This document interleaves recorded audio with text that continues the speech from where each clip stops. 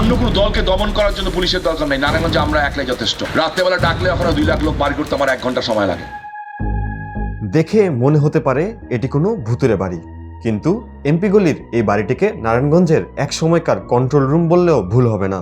কেননা এখানেই বসবাস করতেন নারায়ণগঞ্জ 4 আসনের সাবেক এমপি এবং গডফাদার খ্যাত শামীম ওসমান। খেলা হবে এই এক বাক্যে দেশ বিদেশে পরিচিতি পাওয়া শামীম ওসমানের বাড়িতে গিয়ে দেখা যায় এখন সেখানে বিড়াল কুকুররা খেলছে।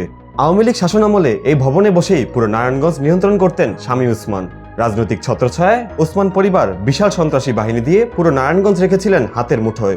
আওয়ামী লীগের সর্বোচ্চ নীতি নির্ধারকদের প্রত্যক্ষ সহযোগিতায় শামীম ওসমান হয়ে ওঠেন নারায়ণগঞ্জের অলিখিত মালিক। নারায়ণগঞ্জের মানুষ যেই সন্ত্রাসের রাজত্ব দেখেছে, সন্ত্রাস কবলিত জনপদ হিসেবে নারায়ণগঞ্জ বাংলাদেশে পরিচিত ছিল। শামীম ওসমানের কিছু সন্ত্রাসী এই এলাকায় বসবাস করত, তাদের জন্য আমরা বাড়ি ঘরে থাকতে পারি নাই। RICL TMX, যুগের পর যুগ স্থাপনা থাকে মজবুত। গেল বছর 5 আগস্ট ছাত্র জনতার গণ অভ্যুত্থানে শেখ হাসিনার পদত্যাগ ও দেশ ছাড়ার পরপরই বিক্ষোভকারীরা শামীম ওসমানের বাড়িতে হামলা ও ভাঙচুর চালায়, বাড়ির নিচতলায় আগুন দেয়। এদিকে শামীম ওসমানের অবস্থান নিয়েও চলছে ধোঁয়াশা। কেউ বলেন তিনি বোরখা পরে পালিয়েছেন, কেউ বলেন তিনি আছেন দিল্লির নিজামুদ্দিন আউলিয়ার দরগায়, আবার কখনো কখনো মধ্যপ্রাচ্যের জুব্বা ও পাগড়ি পরে নামাজ পড়তে দেখার দাবি করা হয়। এত হুঙ্কার, এত অহংকার দাম্যতা করছে এবং এত ক্ষমতা দেখাইছে। 5ই আগস্টের আগেই তিনি বাংলাদেশ থেকে আজকে পলাতক।